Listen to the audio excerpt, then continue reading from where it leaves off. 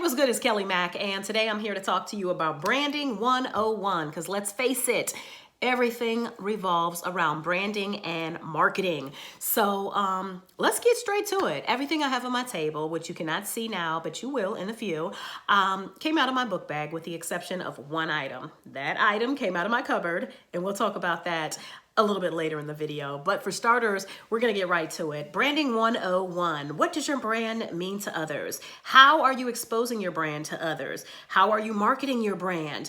How are you keeping people loyal to your brand? Do you even know that you, my friend, probably are a brand? IJS, I'm just saying. So let's get to it, all right? First example, out of my book bag. I don't know if you can see it because of the light, but it's the Lemon Sage Paul Mitchell body lotion. This is not a cheap lotion, but I was introduced to this lotion from a Marriott property. I stayed there, and this is what they had for the lotion at the hotel. I tried it. I loved it.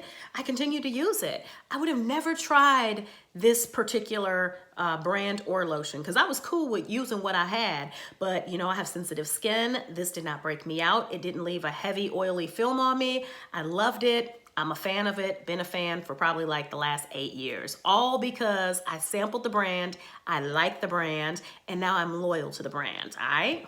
Hope you're taking notes.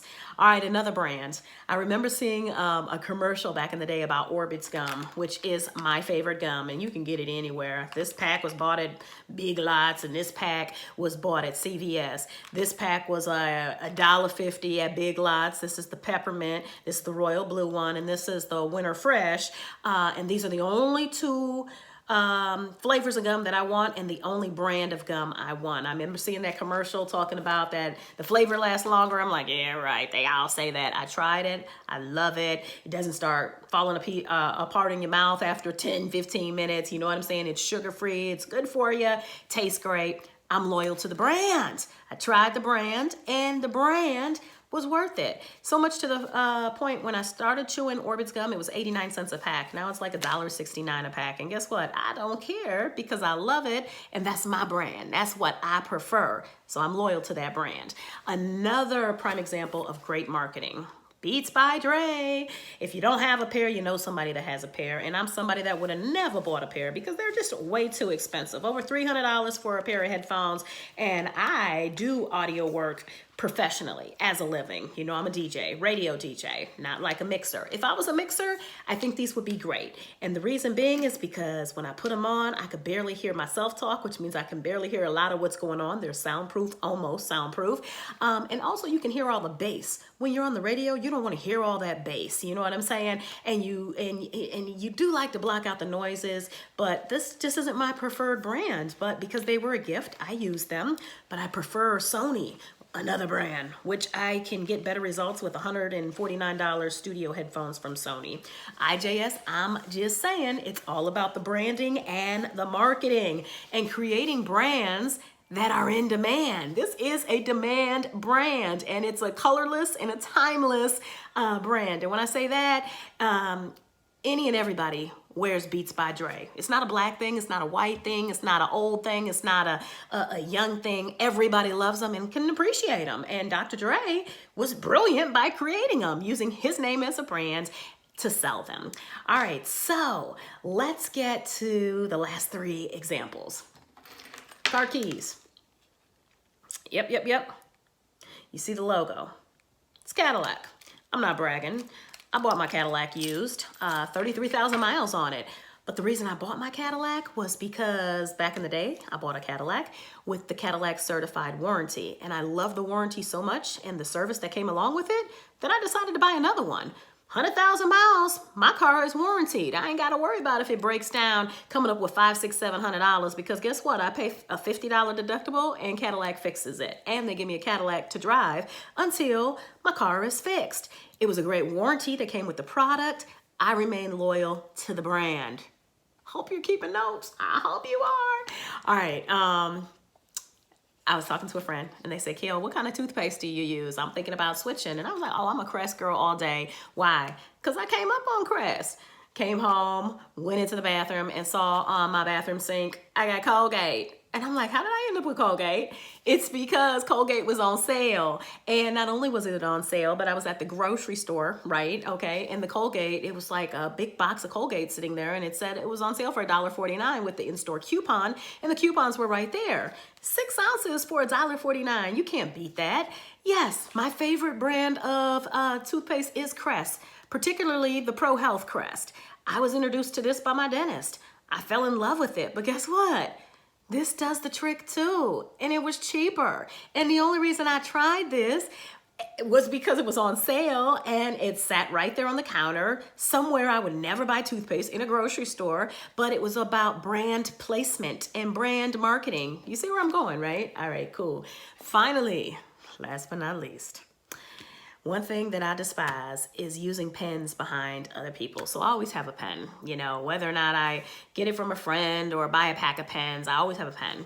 This is my favorite pen. This pen is usually my go-to. I like it because it has, you know, a little bit of weight to it. I've had it a few years. A friend of mine that works for this brand, Hennessy, gave it to me. And I like the pen, but every time I pick up this pen, guess what I look at? Hennessy. Do I drink Hennessy? I do, but I did not up until about 4 or 5 years ago. And I don't drink recklessly, not at all. But I will tell you this. I was at an event and Hennessy was in the house. They had the Hennessy girls and they had me try Hennessy on the rocks with a splash of pineapple and cranberry. And I absolutely loved it. And I've been a fan of that brand ever since. So much to the point that I keep some handy at the crib. Woot woot. This was not in the book bag. It was in the cupboard. But it's a brand. But something else unique about this brand, if you notice, when I bring in the brand, this is the pure white Hennessy. This is the Hennessy that you don't buy stateside. You got to go across seas or go on a cruise or something like that to get the white Hennessy. I like both, but I prefer this because it's a lot smoother. But how I found out about that brand is word of mouth. Word of mouth marketing. It goes a long way, all right? They're not advertising pure white Hennessy in the States, not at all. But you hear about it, you want to try it, and then when you try it, you're like, oh, this is the truth. Yes, indeed. So it's all about branding, guys, okay? So my questions to you are, and I hope that you write this down, and I hope that you actually marinate on it and answer the question, how strong is your brand, okay? Or the brand that you represent? Is your brand a demand? Do people care about it? Is it a product that people want and that they need and that they use, whether or not it's often or sporadically? Okay. How are you creating brand awareness? I know how Paul Mitchell created brand awareness when they put it in that Marriott property that I was staying at, and now I'm a big fan of it.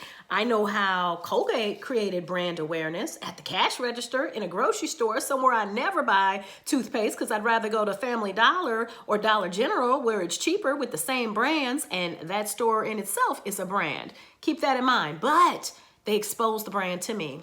It was right there for me. Even lipstick, and that's what I got on. I got on MAC. The color is Frost. Yeah. $26. Why? I still am mad at myself for spending $26 on this lipstick, but because it's MAC and it's a strong brand and it's a demanded brand, I bought it. I kicked myself in the butt behind it too. Orbi Gum. I tried it. I love it. I'm loyal. Okay? So what are you doing to entice others to try your brand? How are you creating brand awareness? How are you creating brand loyalty? What is your brand? What do you stand for? What is it about you that makes people want to come back for more? Whether or not you're on the radio, a social media blogger, whether or not you're an aspiring artist, like the competition is steep out here. And if your branding and marketing plan isn't together, you ain't gonna go far. I promise you that, all right? It's all about branding, marketing, and finally planning. So without a plan, you can just forget about it. So hopefully someone found some of this content useful. And if so, feel free to share it and we'll talk again soon. Take care and thanks for watching.